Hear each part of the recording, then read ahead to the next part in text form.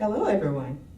August was our legacy month, where we celebrated the life and legacy of our great general, the Bishop Allen Coleman.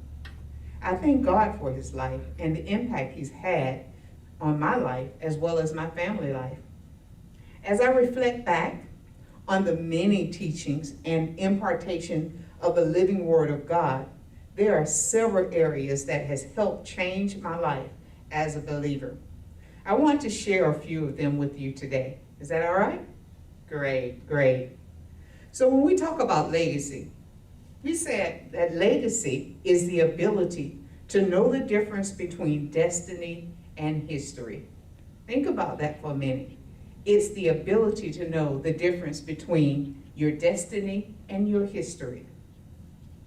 So when I started looking back at all of the impartations and the word that our bishop gave us, one of the key topics, and we'll talk about a few key topics, but one of the key topics that helped me was the keys to mind renewal. And I know our very own Elder Jackie Peterson taught on that a few weeks back. But as I reflect back on the legacy, I started looking back at the fact that I needed to renew my mind and the words that were imparted through me through that whole teaching. He said, every place where you renew your mind will place a demand on your former knowledge.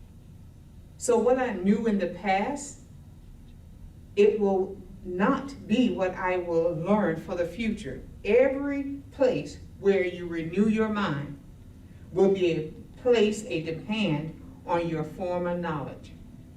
And then he says, all truth is truth until a higher truth is found. Find the higher truth.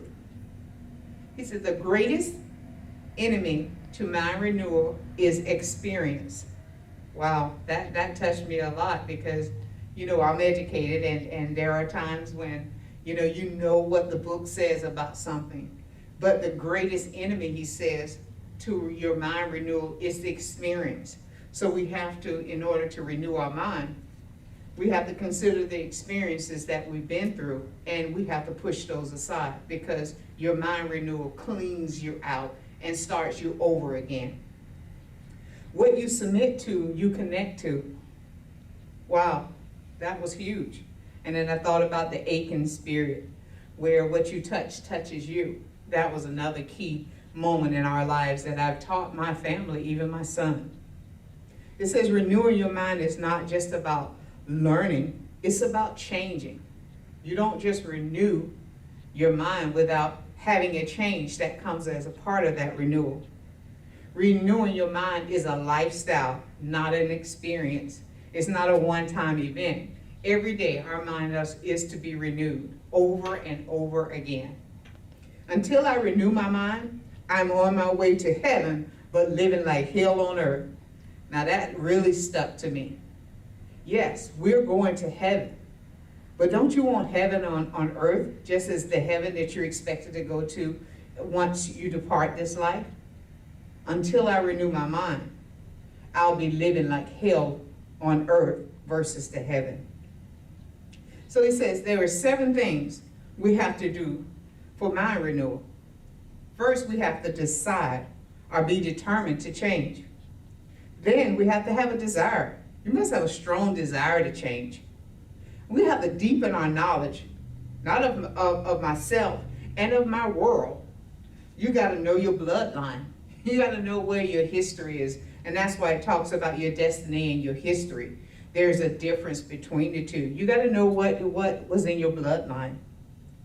You got to apply the diligence, truth and diligence in everything that you're renewing. You got to defend your mind against the old thoughts. You know how sometimes things come up from your past and you be like, ooh, where did that come from? That's part of mind renewal. Every day we have to defend our mind against those old thoughts that will push us back. We have to disassociate. We need to cut away from the past ties and the old way of doing things. It's a new day. When we renew our mind, we have to cut away the past ties. And sometimes that actually means people as well. We have to depend on God for our support and not the support from others. God is our source. And so as we go through mind renewal, we have to make sure we know who our source is. The gifts are the employee of the caller. It can work in reverse. Your gifts are the employee of the calling. It cannot work in reverse. So those are the things that from a mind renewal I picked up. But then I also looked at another part of the legacy is we got to put a demand on God. We got to make a decision that you're going all the way. So once I renew my mind, next thing I have to do is to put a demand on God. Put him to the test. Stop quitting. Decide you're going to go through no matter what the obstacle. You got to ignore the distractions of the average. Success is going further than the average. That was a good one for me as well. I can't be successful on average. I got to go past that. Then it says, set the atmosphere. Take the mantle where you want manifestation. Wow. Take the mantle where you want to see manifestation. Praise, passion, and prayer sets the atmosphere.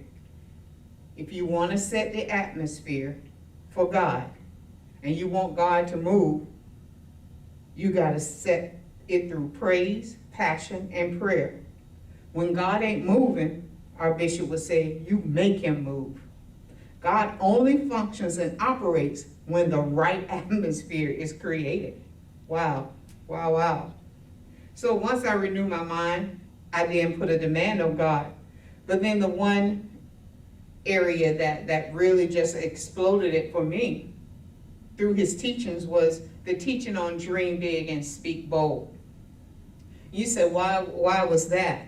Because for so long I had not understood why I had a passion to want to push further than my norm. And so when Bishop started talking and teaching on this series, Dream Big, Speak Bold, it spoke to everything and every question that I had about my past and helped me to set where my future needed to be. It says to change your stars means to change your status. And he talked to us about a movie called A Knight's Tale and how the young boy wanted to know if he could change his stars. And so what we learned from this teaching is that you have to go find people who have what you need and attach yourself to them at all costs to get what they have. I thought that was really deep, attaching yourself to someone at your next level. Where do you see yourself speaking, dreaming big and speaking bold? We have to stop feeling sorry for ourselves and fight like the future is not an option. Yes. Make what's being done in you be on the outside of you. So if God is inside of you, show that outlet of God on the outside. The renewing of your mind, the putting a demand on God.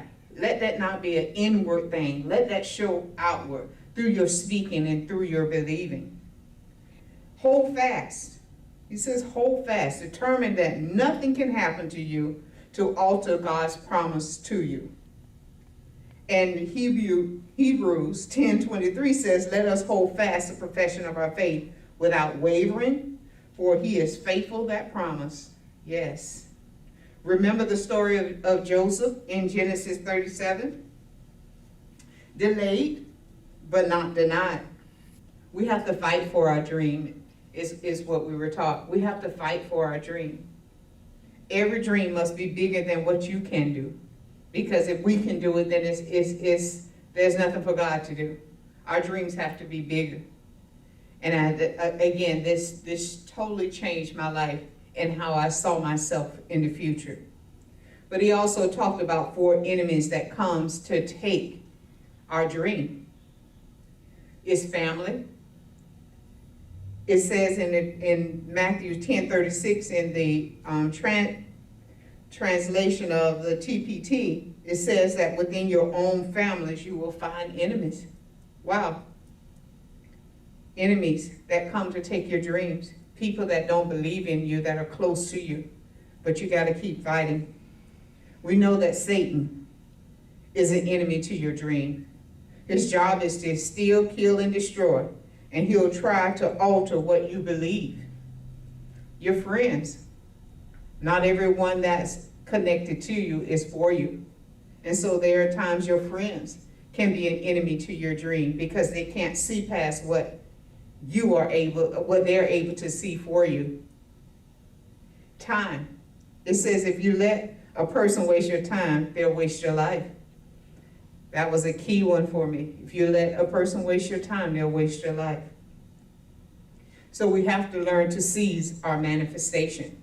If we're dreaming big and we're speaking bold, we have to first identify our dream, and then we got to go get it.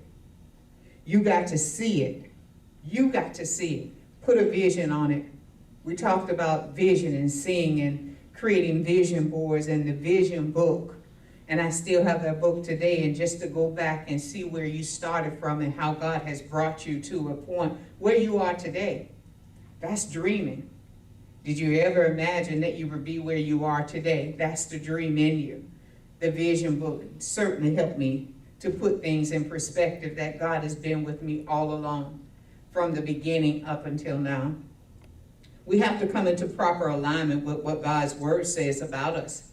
We got to know who we are. We got to know who we are.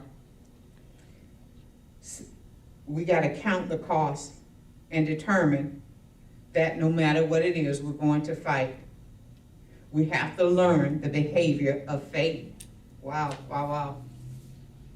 When you get to the door and all you have to do is to reach out and let God embrace you and take you where he wants you to be. Those are just some of the key things. There's so much more in me that I can't get it all done at this time, but I just wanted to share some of the opportunities of God changing me through the word, through our very own bishop. And I will forever carry these nuggets and this legacy because it has saved my life and it has made so much of a difference. I am who I am today because of the word that lives in me. But that word was not in me until I had to be taught. But I had to renew my mind. I had to open up to receive. So don't get weary in this season. You got to keep speaking. You got to keep seeing. I know there's a lot of things that are happening around us that will prevent us from seeing who God really is. But God is not dead. He's bigger than a COVID-19. He's bigger than some of these challenges that you're going through. Can you dream again? Is my question to you today. Can you dream again? Will you dream again? God is not dead. He is still alive, and he lives within us.